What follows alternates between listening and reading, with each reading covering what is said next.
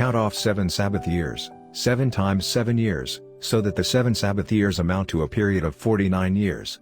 Then have the trumpet sounded everywhere on the 10th day of the 7th month, on the day of atonement sound the trumpet throughout your land. Consecrate the 50th year and proclaim liberty throughout the land to all its inhabitants.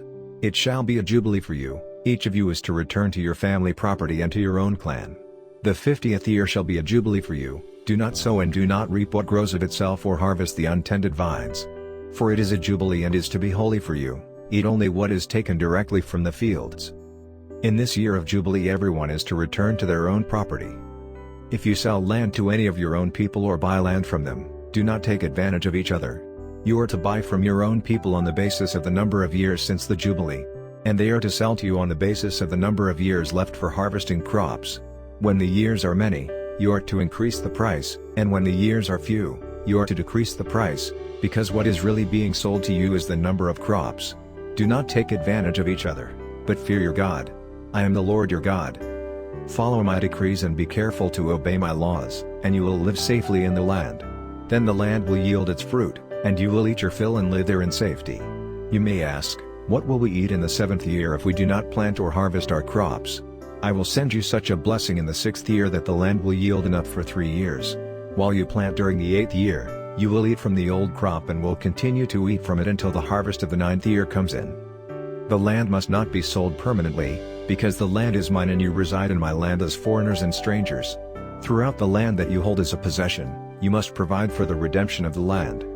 If one of your fellow Israelites becomes poor and sells some of their property, their nearest relative is to come and redeem what they have sold.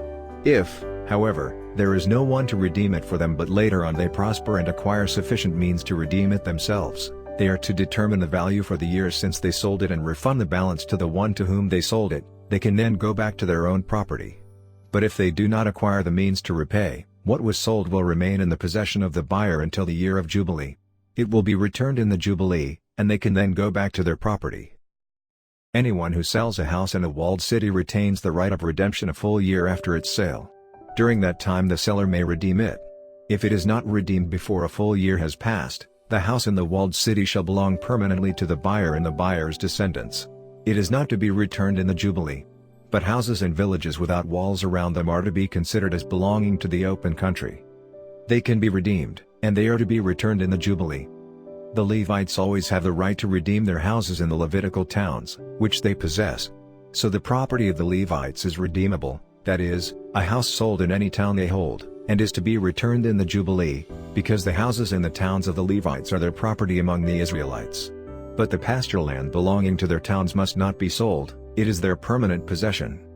If any of your fellow Israelites become poor and are unable to support themselves among you, help them as you would a foreigner and stranger, so they can continue to live among you.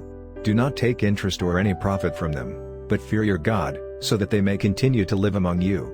You must not lend them money at interest or sell them food at a profit.